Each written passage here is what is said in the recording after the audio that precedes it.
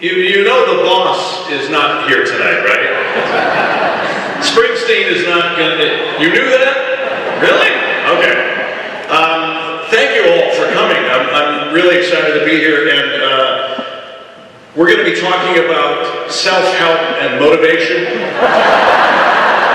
I promise you, by the end of the night, we will all be walking on hot coals. So get ready for that.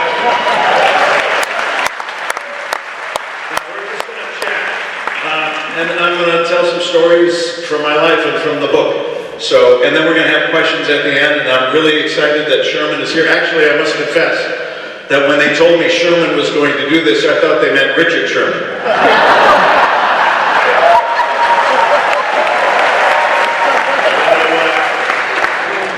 What happened to your dreads? I was only a middling basketball player. Were you? Yeah. You were a great baseball player. I was not a great baseball player. I was a mediocre baseball player, but I loved the game. Yeah. In fact, confession, just seconds before stepping out here, I was looking on my MLB.com, and my Dodgers are winning 1-0 in the eighth.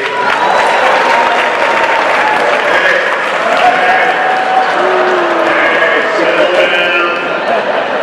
We're going to turn this right around and go home.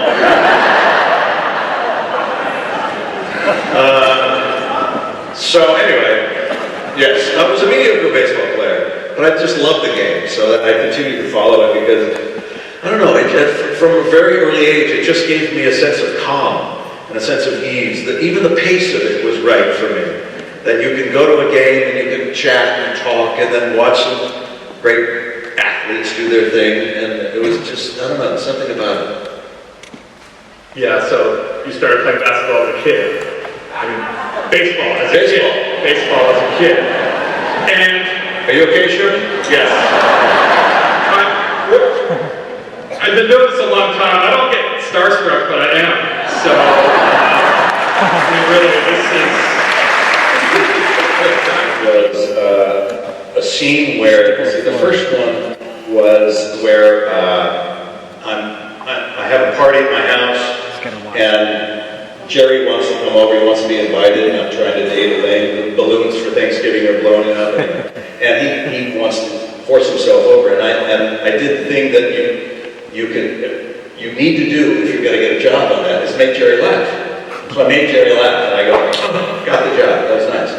I did 6 episodes of that series, only 6, over the course of I guess I started in year 3 or 4 out of the 9.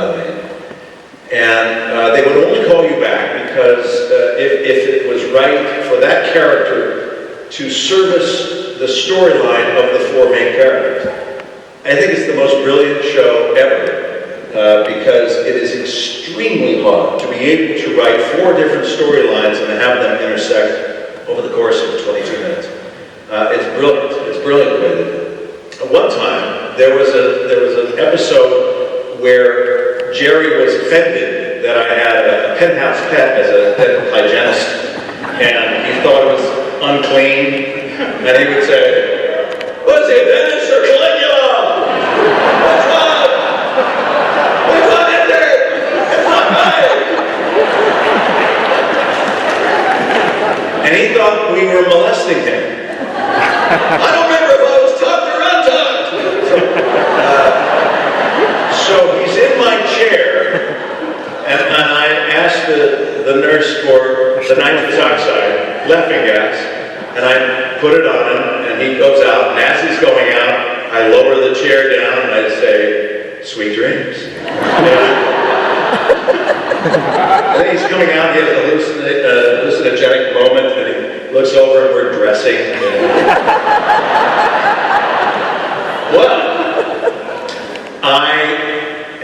on that scene, the way you see it on the reruns is we rehearsed the scene, and they left. They left the scene. I stayed on that set because I wanted to get comfortable with the equipment, the tools, and the stool, and how it moves around, and things like that. And I hear a voice saying, "Hey, you know what would be funny?" And I look around, on a ladder up there, adjusting a light, is a guy. And I look up and I go, he goes, do you know what would be funny? I go, what? He goes, when you get the laughing gas from the nurse, you take a hit off it first.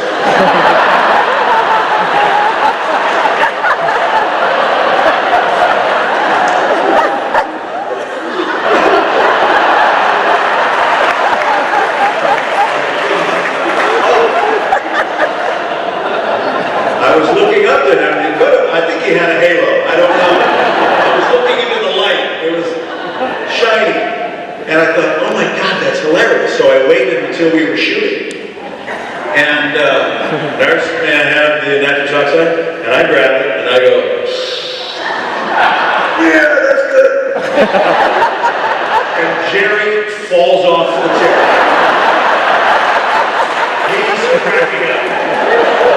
He cannot stand it. Even Larry David is laughing. And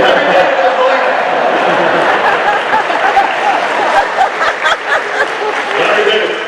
Larry David doesn't laugh. Larry David, he looks like one half of a parenthesis.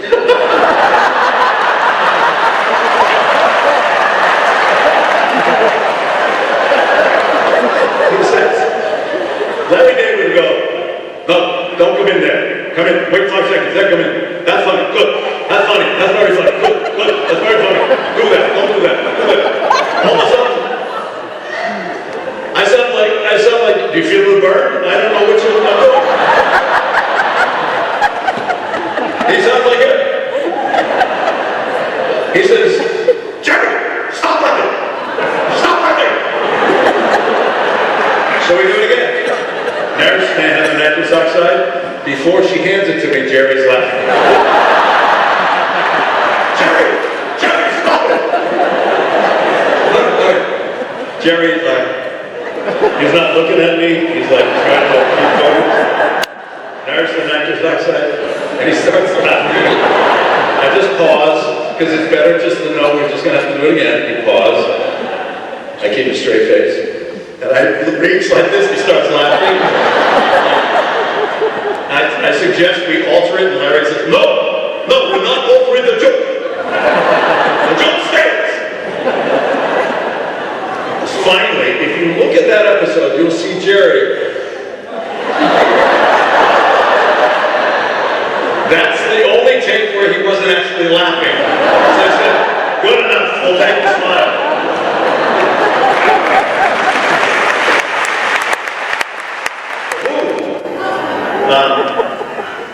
I do want to talk a second about luck. I firmly believe that any successful person in the arts, acting, music, painting, dance, any successful person could only become that if they have a healthy dose of luck throughout their career. And I say that to those of you out there who are artists and actors and musicians as an encouragement to say that I didn't get, I got lucky breaks along the way, but I was 40 when I got a first series that actually stuck and wasn't one and out, two and out, two and out. It actually stuck, and that was Malcolm in the Middle when I was 40 years old. Along those lines, I wrote a screenplay for my wife, and I presented it to her as a birthday present. And she said, "This is great. When are we going to make it?" And I thought, oh, God, I thought I could just write it and kind of. I'm good for a couple of years, maybe, you know. No. So at one point I thought, okay, we're just going to do this. So we put in a bunch of our own money, what we had saved up, friends and families putting in $5,000 increments, $10,000, $300,000. Later we had enough to just eke by and do 18 days to shoot this film, feature film. And I directed it, I wrote it, and my wife was the star in it because she's an actor too. I met her on a terrible show called Airwolf.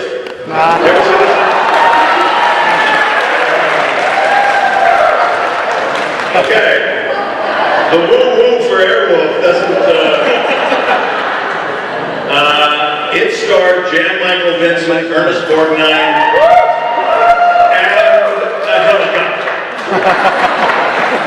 So how would you like to be a writer in one of those writers' room and said, okay, season 2, new ideas about a helicopter in the denouement. Come on, helicopter in the climax, come on. We did that one, no, we did that one, no, under the freeway, yep, got that. This week, no, lands on the top of the building, got that. Come on. So every week they had to come up with an idea with a helicopter in the climax. It's like, terrible show.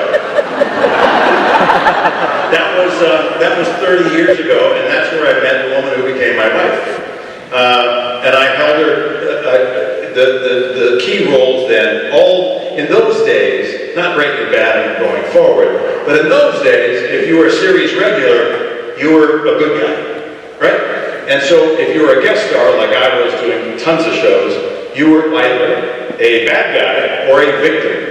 And it usually went right down the gender line, right? Oh, bad guy, men, victim, women. So awful. So, my wife, my friend then, Robin, was one of my victims. I held them captive and threatened to kill her or date her, you know. So I gave her the option. And we had a great time, and that's where I met her. So, fast forward.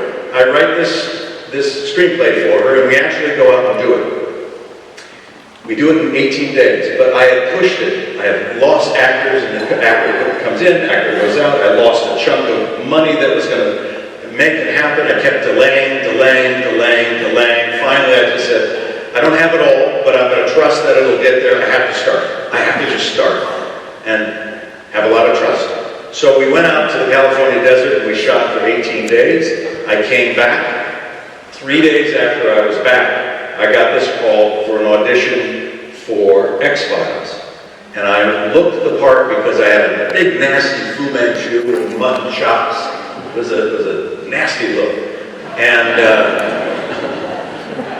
here's the thing. I got that job, and the person who wrote that episode was Vince Gilligan. Now, here's where I'm going to come full circle on you and talk about the luck factor. Remember, I delayed. I could have easily delayed another week. It just so happens I didn't. I was only back in Los Angeles to start cutting that film for 3 days, and I get the call for X-Files. Luck, just dumb luck that I happened to be there. Had I not been in Los Angeles, someone else would have gotten that role, and someone else then